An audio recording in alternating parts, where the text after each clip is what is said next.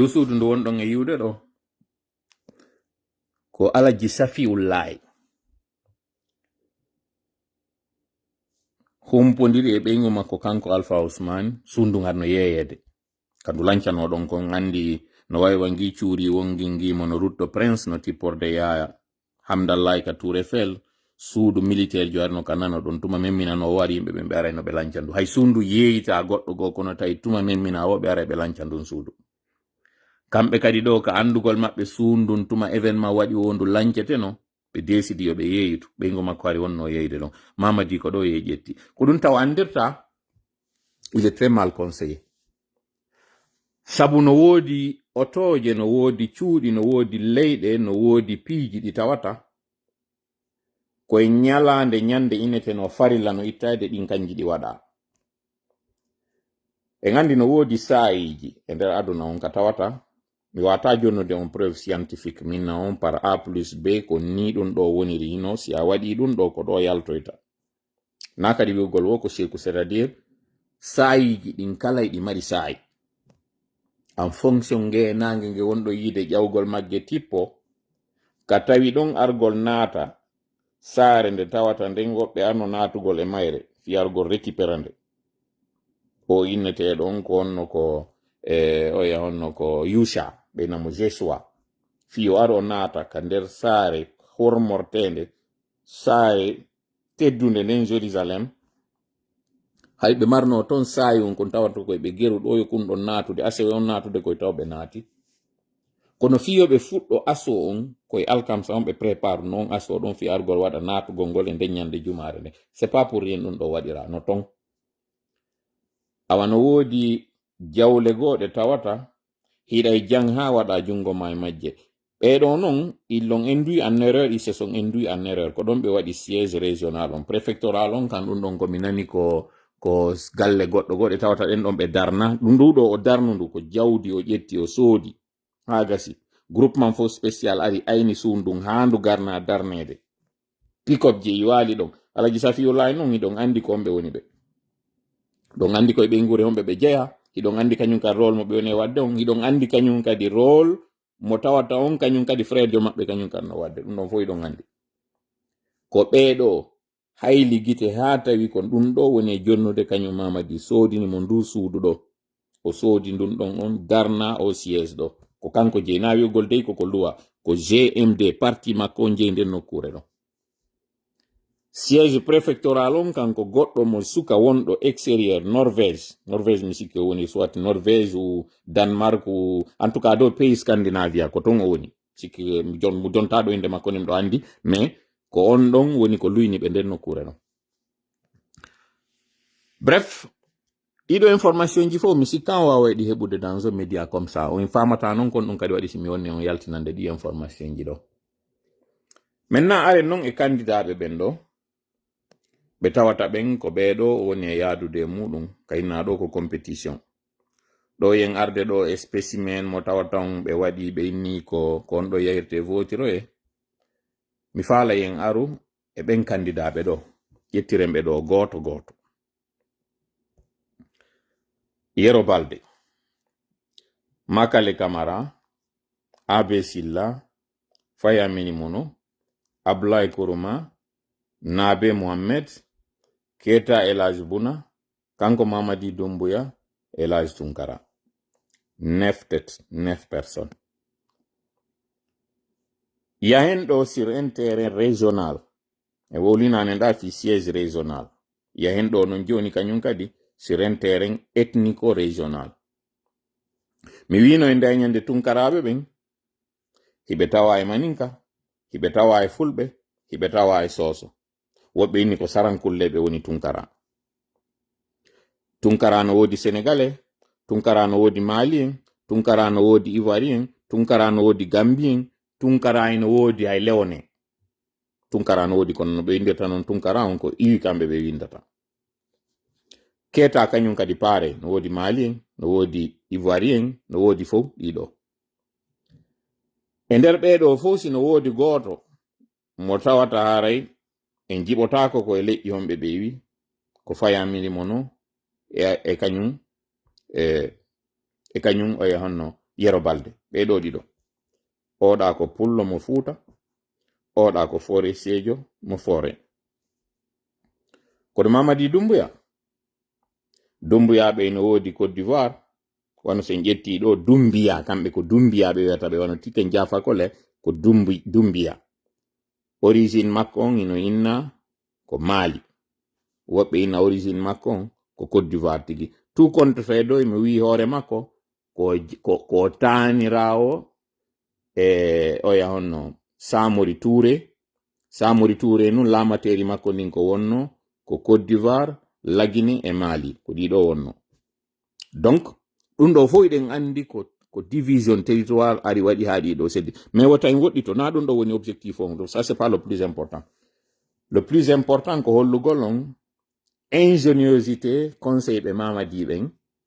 kono ɓe conseiller mo no yara o élection ɗo. Fino yon faamu moƴƴa jeu de dame mo waɗi on, wonande ɓe wonɓe wiide ɗo wallitoɗe Yero Balde. Se wallitike Yero Balde, surprise o waɗay ko feƴƴi ko Guinée Bissau no wawi latade fewla Guinée. Mi moosana e ɓeɗo,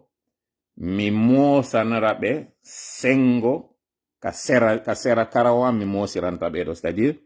je souris du coin de l'œil. Ɓe kirɗa e lam ɓe yurmanmi kañum kadi.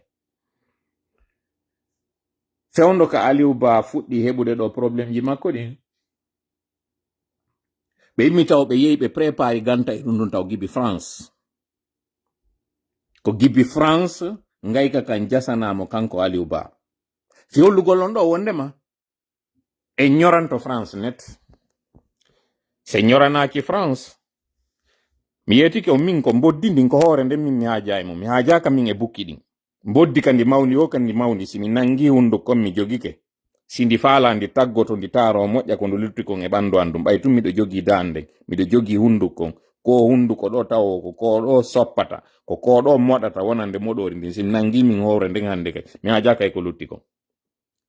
Ko nden ɗon hoore, ko nde mi fuƴata ka leydi, ko nde ɗo mi taƴata ko woni kon fof ko nde ɗo, ndaare ko Mamadi mon e tappude.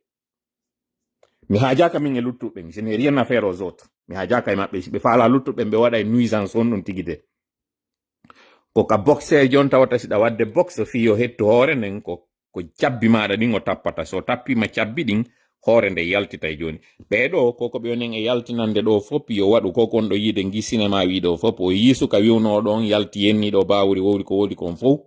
o yalti onni ko intelligence artificielle. C'est pas le plus important. Ton comment to fi ɗin piiji yeggiteɗi, c'est pas là le plus important. Hoore nden mawndu gooki ndun ko ndun ɗo wonɗe yewtude fimu. Min non joni ɓay tum mi yi niveau on ka wona kanko on hande kadi o yani o gaynama naade des pièges on o yani ko hooreɓe makko ɓen ko ɓen ɗon pression o waɗete hoore mum. Tant que France heɓali ko heɓi kon Mali, heɓi ko heɓi kon Burkina, heɓi ko heɓi kon Niger,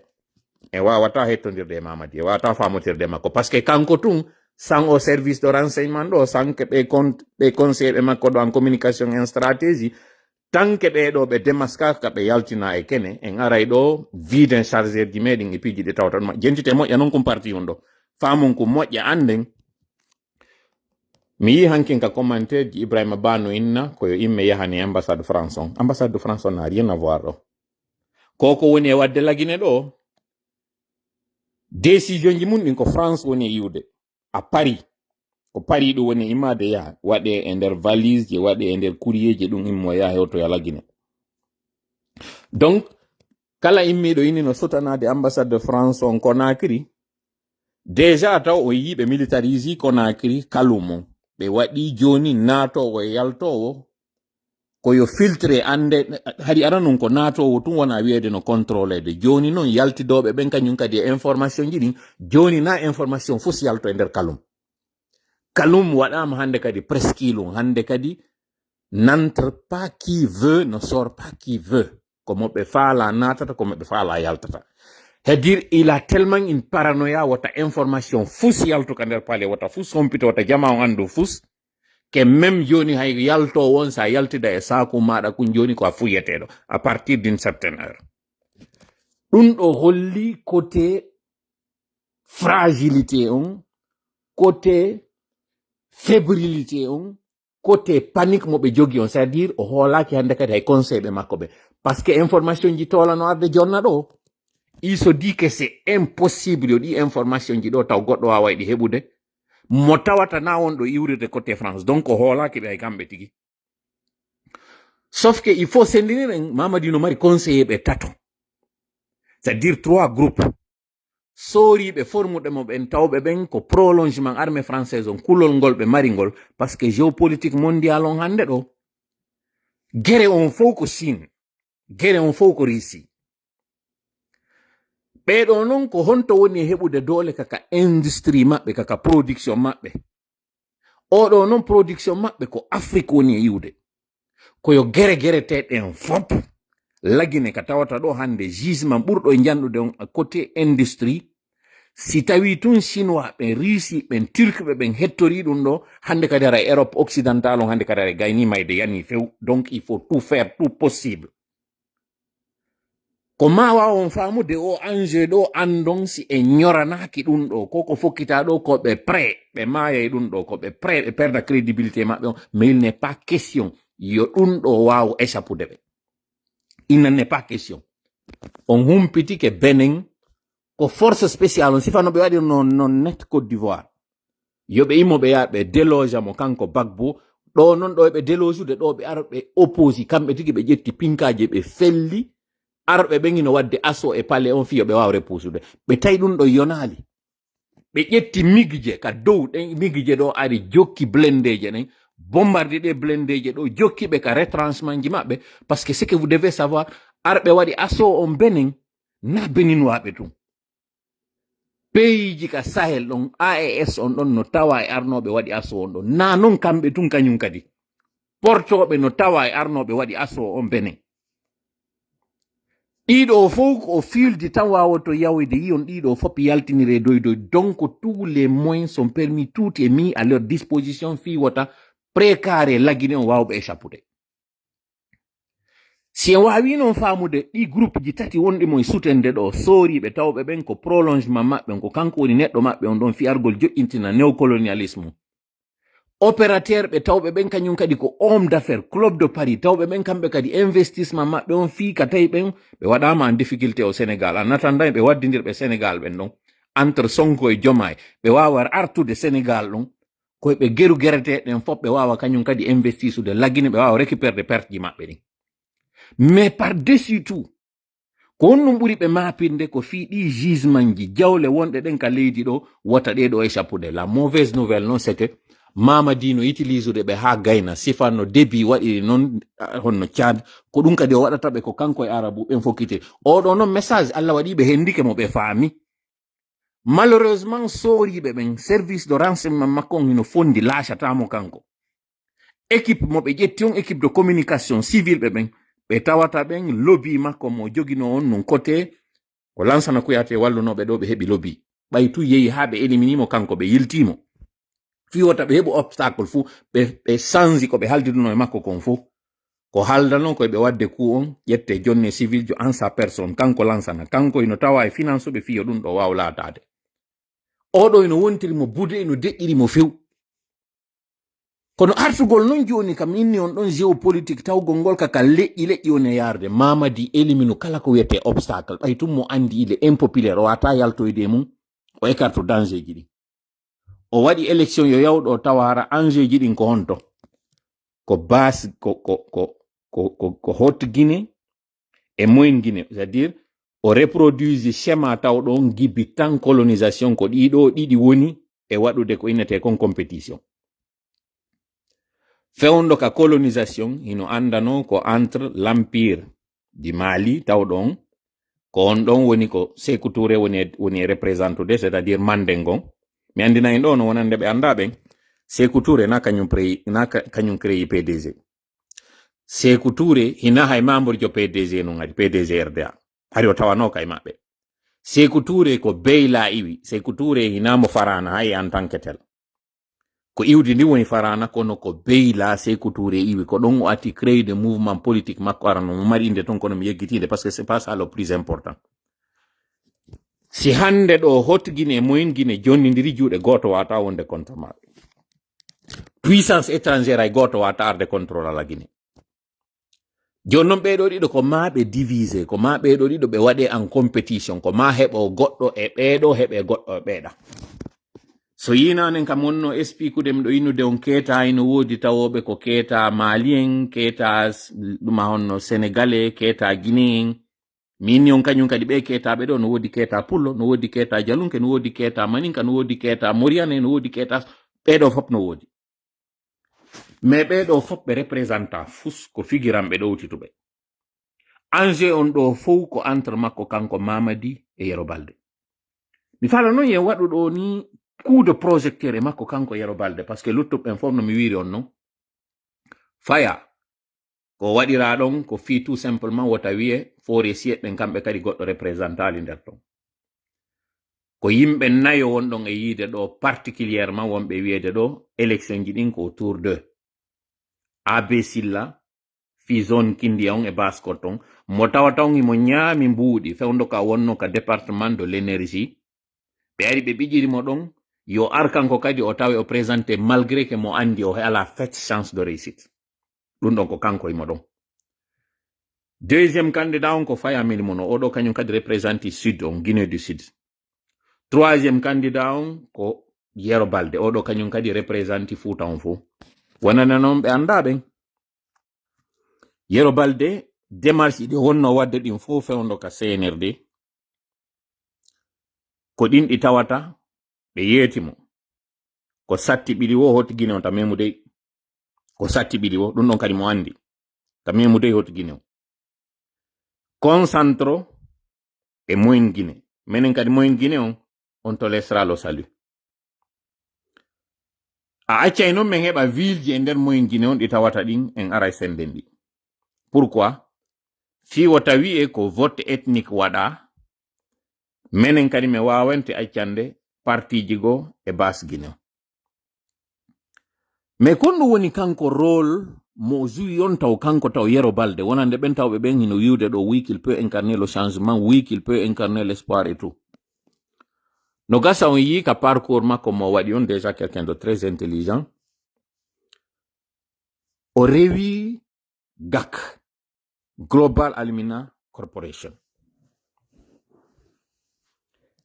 miɗo andi noon ɗum ɗo welatamo welata kañum kadi woɓɓe gogoy koko mon e yaltinde ɗo e dokke même diron que accusation grave mi woni e waɗude hiɗon humpiti Global Alumina Corporation difficulté ji ɓe waɗi ɗin kamɓe CNRD hiɗon andi ko on ɗum waɗi si tawi kala ko ɓe marno kon gestion interne waɗama o grand jour CNRD desidi ɓeɗo kañum kadi roccinay fi maɓɓe on tefi ɗum ɗo moƴƴa on andi on tefi on andi konto ɗin information ji wawgol andan net kono ɓe waɗi si tawi kamɓe ɓe ari ɓe inni ɓe jaɓiti ɓe kamɓe permis maɓɓe on alors je vais vous expliquer Yero Balde comme je vous ai dit c'est un cadre très compétent d'ailleurs pour ceux qui ne le savent pas il faisait partie des 4 tickets ɗi tawata ɗin ka yiyano tawi Pout o fuɗɗike wonde fayible o fuɗɗike wonde o yi'ali enjeu on o fuɗɗike ƴettude kanko tu wasi aw ɓay o jaɓali proposition mo waɗanano on en 2020 2021 yo waɗu no sifa Ba Mamadou waɗirannomo noon yi'a tun anda o fuɗɗike wadde lemiji makko ɗin en cadre ka yo addu goɗɗo o ɓanna yahi proposition de 4 personnes yahi proposition de 2 parties aux 4 personnes ɓeɗo mi wawlata fi luttuɓen parce que ça comme je vous ai dit en ala natude détail ji gono ton hande Yero Balde fait partie de certaines options innanoɗi ɗin yo taw ko kanji proposete fi yo taw alternative no wodi fi on inetejo leader jo ƴurɗo Fouta parce que malheureusement c'est une question d'ethnie malheureusement mais taw yeggi mi wini on nanen jamfa ka Aliou Ba waɗa kanko France ka iwriri seede noon ka France ka iwriri ton Aliou Ba contactan no hari mo États-Unis fi entrevue mo duwanno waɗidude on e RFI o inni mo yalti ɓe wakkili waɗugol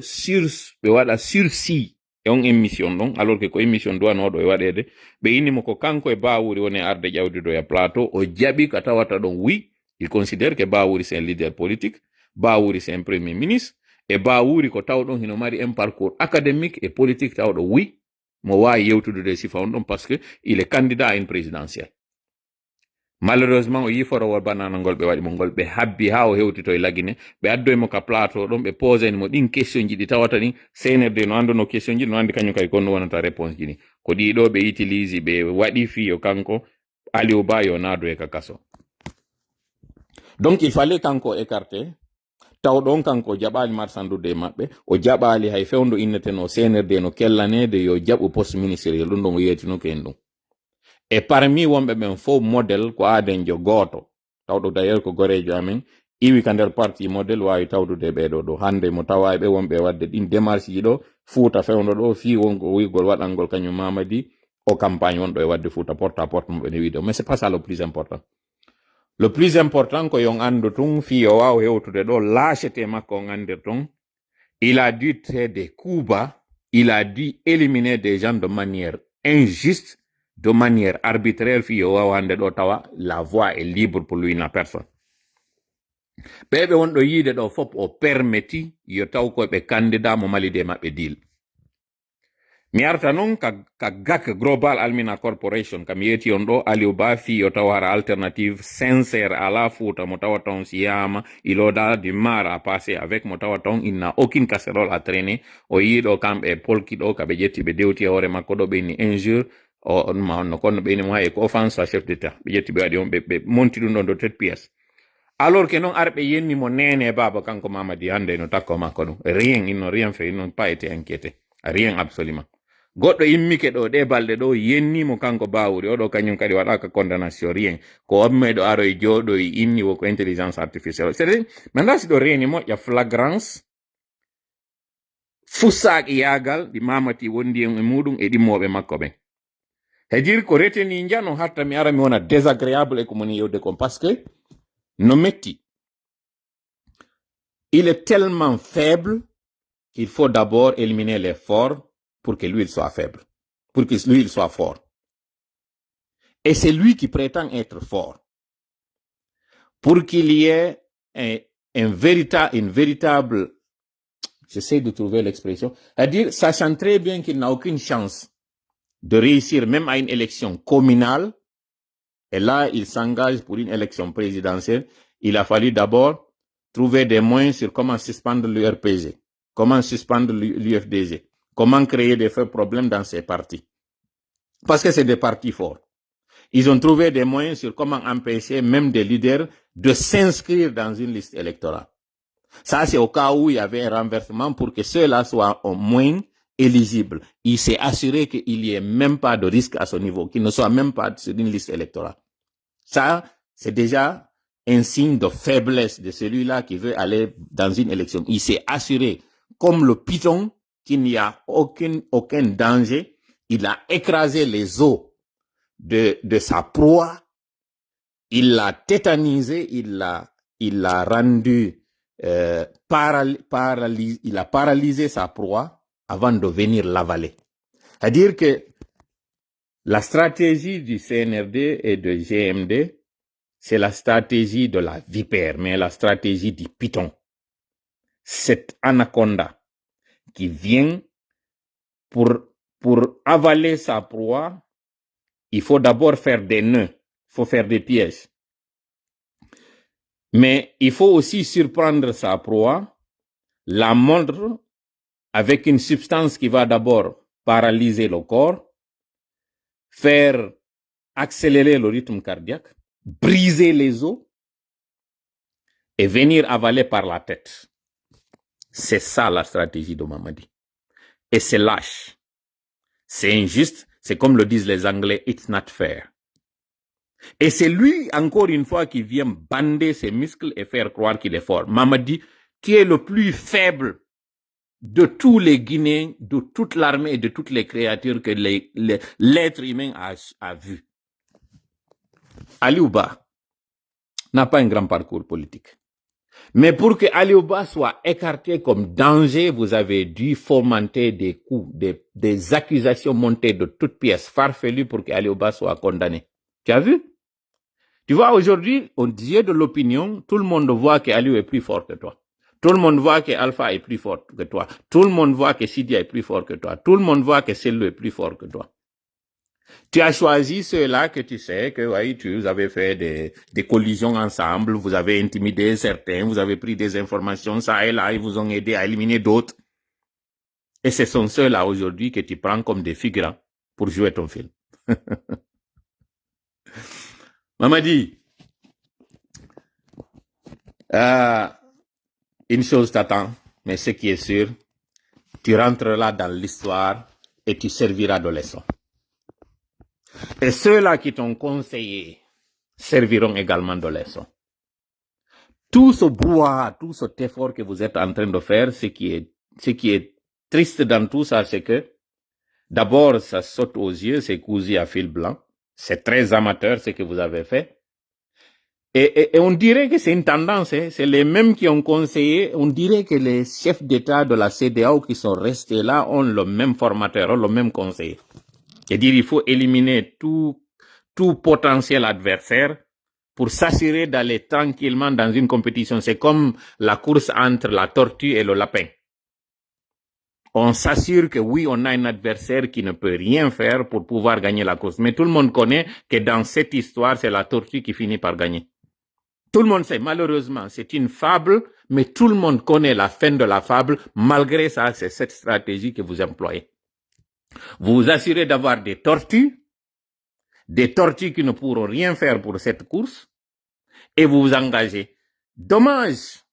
que le coup au niveau de la Côte d'Ivoire ait pu réussir pour que vous pensiez que la même chose puisse aller. Mais ce n'est que de manière différée. Ce qui se prépare d'après nos informations du côté de la Côte d'Ivoire, ça ne sent pas bien. Ça ne sent vraiment pas du tout bien. Et curieusement, ça s'est passé du côté de la Guinée-Bissau. Mais là, nous avons vu comment ça s'est terminé. Et donc, vous ne prenez que les mauvais exemples là où ça vous a semblé marcher pour pouvoir forcer la situation. Sinon, vous avez vu, Umaru Ambalo, voyant très bien la situation du terrain, a préféré se sauver. Et il a sauvé le pays en même temps. Au moins, un sursis sur la crise.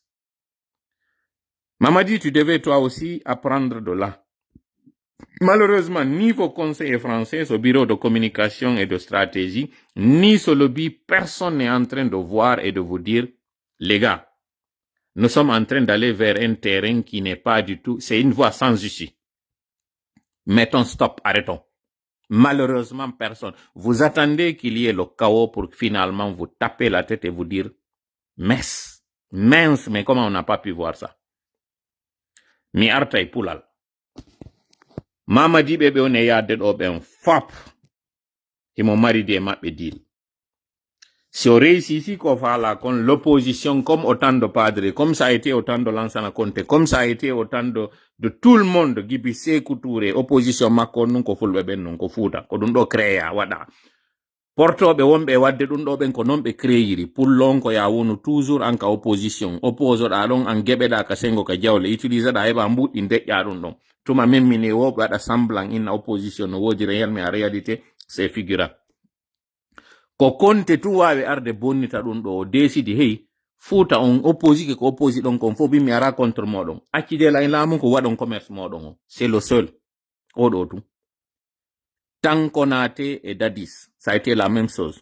Ko contre pour l'on wanano, ko contre Fouta on wanano.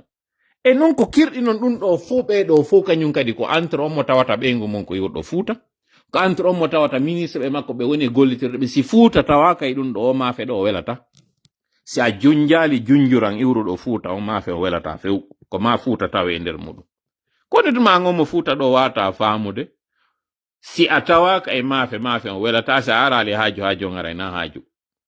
donc andi ko amburi hittude e ko honde tuma kanyum kadi hotidini andata ndi leydi do ndi dekolata ndi yata tanke si immama innama bon mimmi wadi ko mi won lamoto don odo woni ko kanko wonata opposant o sondari ka fittordi mabbe ndi be wadi do ndi ngol buroygol ngol be mojjini do ngol be inni constitution no tawa nder ton ka be inni 3 échéances électorales si parti tawa kay mudum hande kadi kanko ara woni d'office éliminé 3 échéances électorales kare on tigi woni éliminé jonnon ɓe waɗi référendum maɓɓe on mo tawata on ɗon on innetake koye séance électorale en tant que tel parce que na compétition mo tawata kamɓe ɓe tawa e mum ko landagol nun ko oui ou non wonno e ɗum ɗon kono o présidentiel ɗo tawɓe ɓen fof kamɓe ɓe tawaka woni parce que par incapacité ou parce que ɓe woni empêché ɗum ɗo woni première échéance ko ɓe hikkoyta ɗo kon ɗum ko législative ji maɓɓe ni finnoygol ɓe joƴƴinoyde on assemblée mo tawata e ɗon andi ko 1000 color ka feƴƴoy o ka présidentiel ko on proposition ɗon kañum kadi ɓe waɗoyta ɓe calculoya ɓe jonna mo kala pourcentage muɗum mo kala ko jonnoya ko yer ɗum ɗon kañum kadi on tigi heɓoyta ka assemblée ce qui veut dire ɗi parti ji noon fi waɗoygol on compétition ɗon ko pression ara ɓe maroy ko ma ɓe tawe e nder muɗum ɓe ara ɓe wona figiram ɓe jonne kadi ɗen geɓe ɗon boykotuɓe ɓen ɗo les 3 tawɓe ɓen ɓe tawoytake ɗum ɗon kañum kadi ɓe waɗane pression ko ma élément ɓe maɓɓe o yigoy déjà mi nani inde wo ko onno fédéral jo mamum o yiwi UFDG fédéral jo kañum kadi mi anda siko maali emberen e siko fédéral jo popo dara kañum kadi yiwi UFDG ɗum ɗo fof koko minni on kon hankin compétition no entre Sellu Balde e kanko Usu Jiga e entre kañum kadi Usu Jiga e Bawuri e entre ɓeɗo fof kañum kadi Alaji Ba Ousmane parce que so ndaari ɓeɗo kala eno représenté goɗɗum e nder préfecture ji ɗin Ba Ousmane ko Pita Alaji Ba Ousmane bien sûr Sellu Balde ko Labe Usu Jiga ko Gawal oya kañum kadi hombo l'autre que j'ai cité tout à l'heure là parce que ils sont 4 compétitions ji maɓɓe ɗin ton oya Bawuri ko Pita toujours voilà entre non Bawuri e kañum Alaji Ba Ousmane yiltite fewndo ka donkin khalifa ka waɗete mi ala natude ɗon e desuji kon ɗum hara feƴƴuno no waɗir ton ɗon iyon ɗon ɓe fof ɓe immino ɓe ari ɓe yankini jibinande Pita fo wari woni e piwum goto ɓantal Pita wonande ɓe anda ɓen ko organisation wonɗo ɗon tawɗo eno regroupe fof mais organisation wiyeteɗo ɓantal Pita bien que Pita ko UFDG wonno ka gagnino préfecture on ɗon ka mairie ko Pita wonno jogino députation on ɗon UFDG jogino députation on Pita e mairie on ndemo jobere wiyeteɗo ɗo ɓantal Pita ko entre wonɓe pro Bawuri entre wonɓe pro Ba Alaji Ousmane c'est à dire ko UPR et UDRG ko ɓeɗo woni ton mais dans l'application dans la forme ɓay tun no inna ko ɓantal Pita kala jeeyaɗo Pita no jeeya nder ton ino mbulidiranede no naatede nder ton mbulidirane c'est à dire décidére ɓe wonɓe ka plateforme naadoɓe yaltina ina oɗo bonni o yaltuma ɗum ko o projet ɗo wona yahide fi muɗum ɓeɗo ko entre pro ɓe Bawuri entre ɓe pro Alaji Ba Ousmane ko ɗum waɗi ñande innano o vidéo mo yiwɗon ɗo Alaji Badru ari yewti ko kaka Alaji Ba Ousmane arano fotta fiyon ɗum Bawuri ala galle Pita ɗon ɗe tawata rine toon ko ɗen galle areteɗe fotto e hoore ka muɗum ɗon mi anda si ɗo yiide en fait compétition mo moni on e yaltinande on ko onno ɓe ariri Pita fi on force ɗon no ɓe anéantisiramo ko onno ɓe ariri ɗon hay ɓe bonni fi affaire ngu ngeru fewndo inete ngeru lamɓe ka ko ngelu ɗuma ɗon no modi ɓe inata modi ko ngeru lamɓe ka ko ngeru waliyaɓe mi yeggitinde ɗuma on ɗon ko onno ɓe ariri ɓe investi ɗum ɗo ɓe divise parce que hande kadi tawi komo kala e tappo ɓernde mum o yiiɗo fewndo ɗo slogan maɓɓe on ko wiugol Pita kañum kadi udditi guite mum Pita kañum kadi waɗanta goɗɗo ko hoore mum woni e waɗande parce que idée mo ɓe woni e yaltinde on Pita ɗon ko wiugol ngol Pita wallitike mo labbe wallitike c'est à dire Sellu Daleng wallitike mo labbe on ɗon wallitaki mo ɓiɗɗo mum mo Pita on ɗon ɓiɗɗo mum non mo Pita on tanto ko wonɓe wiide ko Bawuri dirna fiyo Sellu ar jooɗo ɗon Ba Mamadou waɗi ɗum ɗon ko tanto wonɓe wiide ɓeɗo fof immi ari tawi Alaji Ba Ousmane ka compétition ce qui est vrai Alaji Ba Ousmane fewndo 2007 ko Alaji Ba Ousmane tun yawno voti ko assemblée inni modi yo état d'urgence on itte kono comme toujours Alaji Ba Ousmane wona e côté gonga on côté moƴƴi on ha ka lannoy tan Alaji Ba Ousmane bonna fof ni kamɓe Alaji Ba Ousmane wala yiide kamɓe ko ɓe woni e wadde kon ko élément ɓe maɓɓe ɓe wonɗon e yiide no yalta waɗa mouvement ji mais hande ɗo Pita compétition on ko Pita o ɓuri wonde par rapport e ɗi a luttuɗi ɗin pourquoi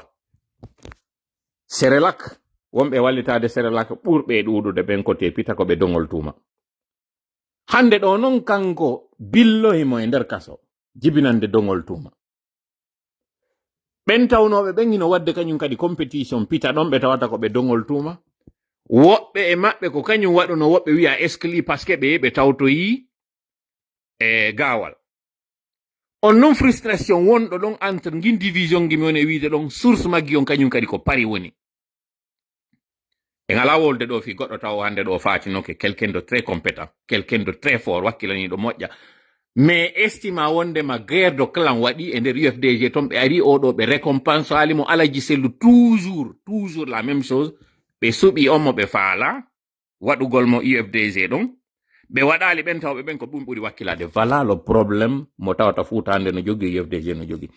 no mettani on figoy ko on famude yollan o live ɗo moƴƴa yi on mo yalti ton yi on ko honto enjeu o woni tanke non e wawali yide hoore mboddi nden anden encore une fois no mi wiiri on non Yero Balde j'insiste ko gollitiraɗo mo CNRD gollitirɗo yora rien qui va sortir de cette élection waɗama e koye yimɓe ɓe wondema ko compétition mo tawata ko entre Haute Guinée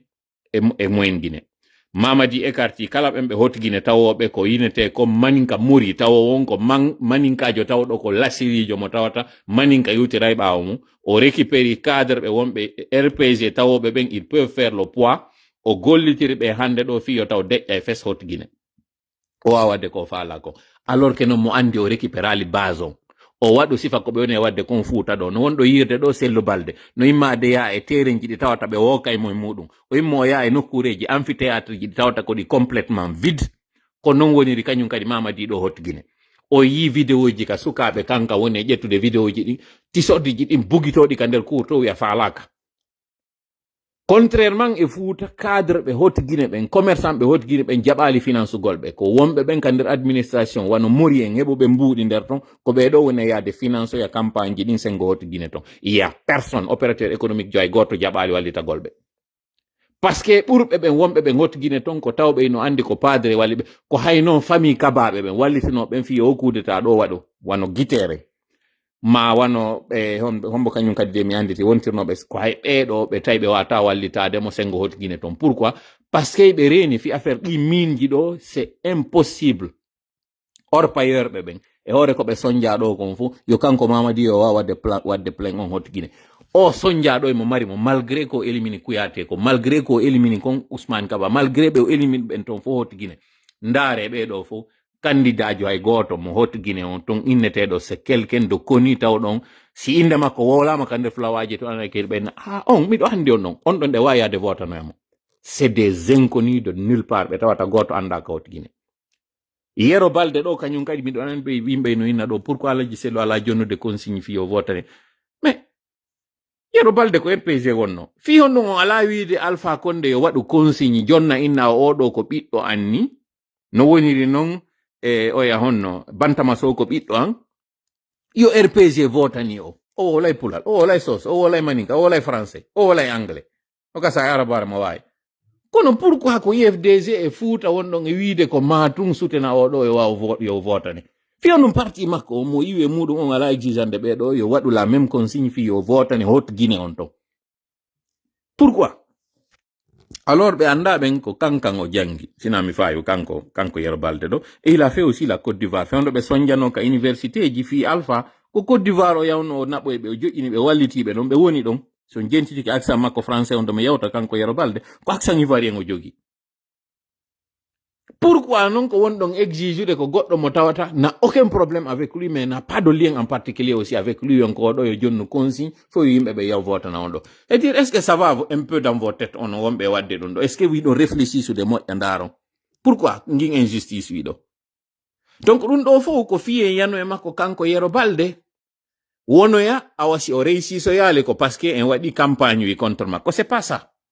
na campagne contre Yero Balde on ɗe wadde nous nous érigeons contre la duperie, la tromperie et la fourberie. Ko ɗum ɗo woni en jaɓata.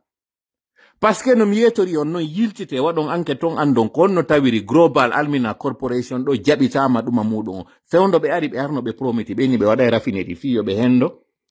Fiyoɓe jonne permis d'exploration et d'exploitation on ɗi minji ɗuma on zone ji ɗi ɓe joginoɗi. Commande on waɗa few matériel on ton duwano arde tippine on raffinerie moƴƴine few lagine pour x raison mi anda kon ɗo waɗoy ton ɗin matériel ji commandaji ɗon fof itta naɓa e pays gono ton débarquoya ton moƴƴina donc sowndiɗo ɓe on yoɓe waɗu ɗum il n'est pas loin de Yero Balde. Sowndiɗo CNRD on holli ɓe faayi on wondema sen naɓi ɓeɗo justice e wawa yaade heɓo en gonga parce que engagement mo ɓe ƴetti on ɓe arali ɓe wawi wadde engagement maɓɓe on ka contrat ko ɓe signi ko ɓe waɗa e raffinerie on mo ɓe famotiri e ɗum ɗon on o woɗɗodira Yero Balde ko de manière polie et diplomatique mon e yewtirde. Sowndiɗo on CNRD jonni ɓe pistiji ɗin conseille ɓe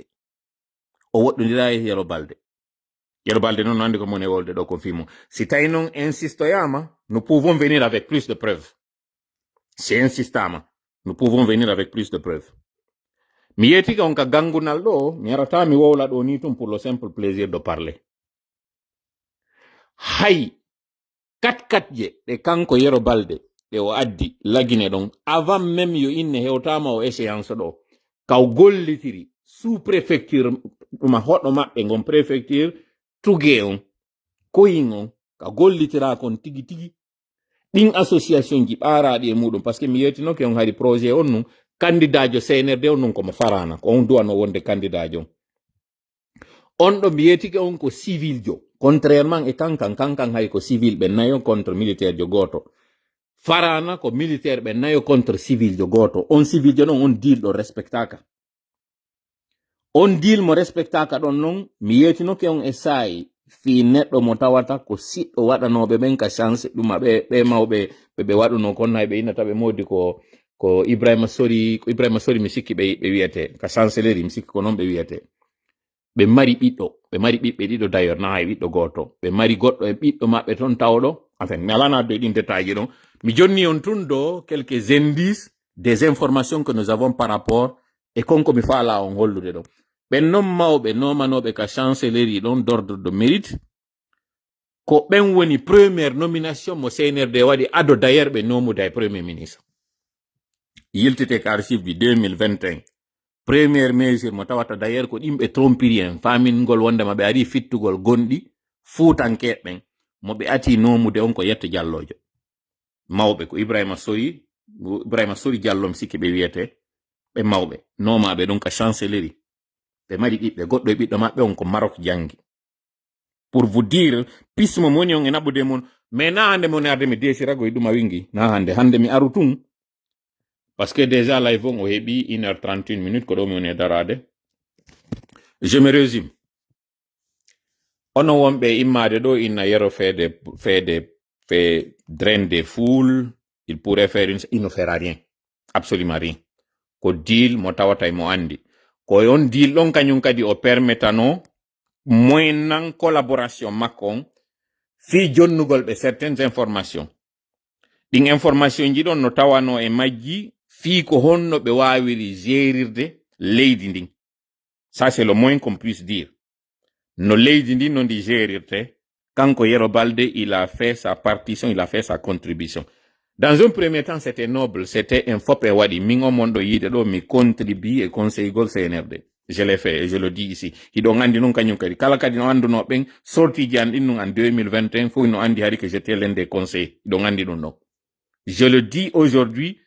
fiyo fof andu ko moni yaltude mo wola ɗo kon c'est à la fois un mea culpa mais réglugol non kañum kadi haray ko tawata kon gaynale lawade te ɗo e wawi moƴƴinde lien kala mariduɗo e CNRD lien ha kam mi jooɗi ɗo min tolam ɗo ayo yetade kaari a un lien direct ou indirect avec eux et comme je vous ai dit au début ko arno waɗugol ngol c'était de manière noble c'était de manière sincère walluɗo ɓe on ɓe heɓi accès à certaines informations no leydi ndi wawi gérirede kono ɗum ɓe duwa atade wadde kanko Yero Balde no tawa e muɗum résidence ay bureau makko mo jogi on ni résidence ji kamayen ji waɗaɗi no bureau mo kanko o jogi bureau mo nayte jogi bureau mo oya ko honno ko Damantan Albert ɗi ɓiɗo fof ɗi ɓe jogi résidence ji ɗi ɓe jonna toon ɗi ɓe arata e muɗum ɓe waɗa expertise maɓɓe on ɓe yewta ɓe waɗa document ji ɓe waɗa projet ji ɓe soumettana ɗi CNRD ɗiɗo fof kañum kadi o moment venu en adda e photo ji muɗum ɗin hollen inne o résidence ɗo yiyon noon kañum kadi lien on preuve on goɗɗi go hay e haray ka résidence no winda inde woɓɓe maɓɓe ko mon e wolde ɗo kon goɗɗo non aray ɗo joni inna ɓe soodu ɗi résidence ɗi mone wolde ɗo fi muɗum non ɗi résidence ɗi mone wolde ɗo fi muɗum na waɗaɗi pour une vente taw fuɗɗaka e majji mais déjà inɗe woɓɓe maɓɓe no waɗa e plaque ji ka natugol ɗin cuuɗi ɗi mone wolande on ɗo fi mum résidence ji ɗin kama hen ɗi ɓe darni ɗin ɗo neɓirali non donc ko wonande on mo anda sikkata haray nandi Yero Balde n'a aucun lien avec le CNRD, il a bel et bien un lien avec le CNRD. Mi falno ko arde ha hewta au niveau ɗo parce que comme j'ai dit encore une fois ngo cippiro mi ala siɗɗo e muɗum ka welatala wo ka welatala kam mi yiɗuma wo ka hiɓɓuduɗe wo so ari a ɓatoniri e CNRD ka CNRD combattete ɗon a combattete ɗon ça il faut que faut joga on mentalité ɗon je n'ai rien contre lui comme je vous ai dit. Il est ici d'une famille très noble. Il est ici d'une très bonne éducation. C'est quelqu'un de très intègre. Mais pour cette fois-ci, Fio Wow Hebu de Sali Macon, il a collaboré avec le CNRD. Si tawi on dogi redu ben bebe ben o yeika redu ben ande don hewtude kanyum kadi be firtade kono ngande il n'y a personne so yima madi jabari altude ka won don o préféri immingol yimbe be yabe wada semblant katawata c'est simplement pour les images. Yo filme in score mo hebo yon, ça se comprenait. Il y a eu des gens qui sont allés dans toutes les préfectures, dans toutes les sous-préfectures, dans toutes les localités, be wadi porte à porte, be yewti, be sensibilisi, donc, ko résultat do yobi. Alors que non be won be yaltude wada ngin communication wi, font délibérément. Ils font fi délibérément de quelques faits. C'est quoi ces faits? Mamadi ne devait pas être candidat. Ça, c'est d'abord le premier fait. Le deuxième fait, Motawatao Mamadi a dû éliminer des candidats et non des moindres. Pour les mettre à côté, il est venu de manière injuste et de manière, j'essaie de trouver l'expression qui colle. L'expression qui colle, c'est de manière frauduleuse. C'est même pas de manière frauduleuse, parce que frauduleuse, c'est pas le terme qui scie le mieux. C'est bon, l'expression me viendra, mais il a dû passer par des moyens, par des pratiques malsaines pour pouvoir atteindre son objectif. Donc, le bon sens aurait voulu qu'on rétablisse, qu'on mette à l'évidence les faits et rien que les faits. En expliquant que Mamadi est tout sauf un candidat. Mamadi est tout sauf un politique. Mamadi est tout sauf quelqu'un de juste. Il n'est pas juste. Il a fait des pratiques incommodes, des pratiques injustes, des pratiques... le terme, il est coincé et c'est ça mon cerveau. Lorsque je n'arrive pas à trouver le terme qui colle à une chose, je deviens bloqué. Vous savez, déloyal, c'est le mot déloyal que je cherchais. Le mot déloyal, il est en train de la faire à la déloyale. C'est de manière déloyale, Mamadi est en train de s'engager dans une compétition, comme j'ai dit, comme le lapin et la tortue. Il pense pouvoir être plus rapide. Il a choisi un adversaire qu'il sait que cet adversaire ne pourra rien faire. Comme la fable, c'est la fable de La Fontaine, hein, c'est ça? Si je m'abuse, c'est la fable de La Fontaine. Il a choisi une course où d'abord, il a choisi tous les juges de la course. Il a choisi la piste pour la course. Il a choisi le moment de la course. Il s'est entraîné très bien pour sa course. Il a tout préparé et là, il a choisi une tortue pour faire la course. Alors qu'il pouvait choisir des chevaux, il pouvait choisir des gazelles, en tout cas, il pouvait choisir des antilopes pour pouvoir faire cette course-là. En tout cas, des animaux qui sont à la hauteur de ses cuisses pour pouvoir courir. Mais il choisit des tortues. Et ce sont ces tortues-là qui, lui, il veut engager. Mais par la force des événements, puisqu'il a été déloyal, la nature fera que c'est cette tortue-là qui va gagner sur lui.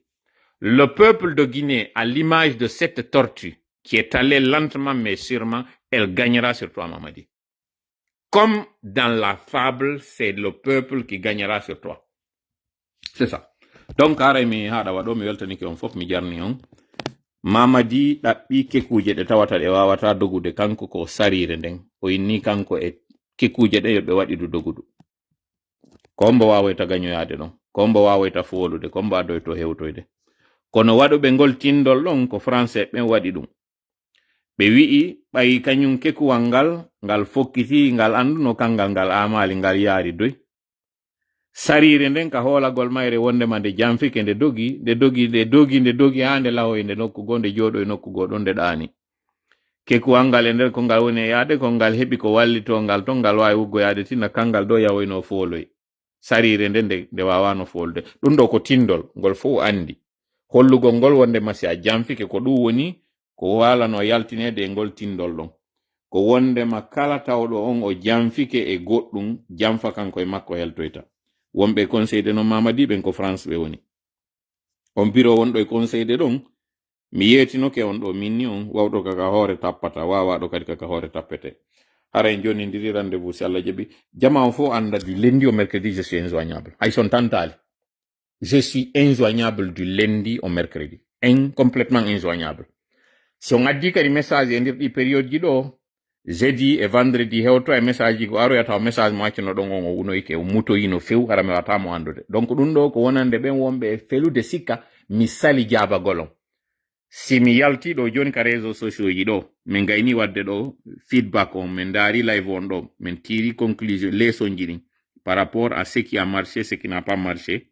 si mi ɗannini réseau social an on ɗo jemma ɗo lutti kañum kadi alarba kikiɗe mi wawoyma udditoyde hande kadi mi humpodire ɗum ɗo ko wonande ɓen sikkuɓe ɓen mi sali hara jabagol on ma mi weddite muɗum je suis injoignable ɗe balɗe ɗo tati non haray ko si woni alarba kikiɗe alkamsa juma on mo tawa tongiɗen andi kadi mi anditina jama on e wi horugol alkamsa kala horen e hoore no laaɓiɗi fewten makko kanko Allah sabu kanko Allah mo jogi solution o fellite non imo addande non kañum kadi mandeji koye solution o mo addande min mi ala commentude ka wona wiyede ɗo ça ne va pas hakkunde mi ala commentude no mi wiri on non andi habbiɗo Allah holorɗo mo hawjata o townata kadi balbe par ce que a townayɗe tun Allah yiɗa wonɗo mantagol o yiɗa tawɗo on kulla muhtalin fakhur o yiɗa ko yiɗi halfimo alhaali maɗa on man yattaqillaha yaj'al lahu makhrajan wa yarzuqhu min haythu la yahtasib makhrajan on ɗon ngol laawol ngol waɗanta on tigi ɗon hulmo tun kanko Allah fawɗa e makko sattata ɗo ha jaɓen natugol e sirkuji maɓɓe ɗin sattata yo Allah dandutana e waɗata sattata ɗo non kadi ha yewtoɗen e makko kanko Allah ƴetten halfinen goɗɗum goɗɗo go ko soñji en haɓɓitike e waɗay ko Allah watta kon en haɓɓitike e waɗen kadi ko watten ko Allah ko wi ko e waɗu enen ko watten ko l'effort est humain mais la réussite elle est divine wonugol ngol heɓa polgal ngal kaka Allah yurata kono inni e wakkilo ndi pallardi ɗo ndi jogaki moto ndi jogaki oto ndi jogaki avion kono sa liɓindi ka leydi yanugol mayri e pallitugol ngol accete embrayage on debraya doga ɗum ɗon ino wawi wan on jokkodiri sa waɗindi kadi ka maadi takkagol mayri ka maadi e fappitugol ngol kañum kadi ha ƴawya hewtoya ka dow ma ka leggal ha hewtoya ka dow ɗum ɗon kayri ndi waɗay kono haɗata ndiɗo pallarde wonde a yehendi ka dow ndi uno ko ndi wawi dogude ɗo kon fof goɗɗo en wawi hewtade ndi tappa ndi kono ko ndi inna si ndi memi tun kadi tippata to yo ndi wakkilo ndi doga yo ndi dogu an kadi neɗɗon ko ɗum ɗo wiyaɗa wakkilo waɗu ko wawɗa kon ko lutti kon accir Allah kadi kala woni ballo meɗen allahumma amin hawrinde en sawaba allahumma amin allahumma salli ala sayyidina muhammad wa sallim assalamu aleykum wa rahmatullahi wa barakatuh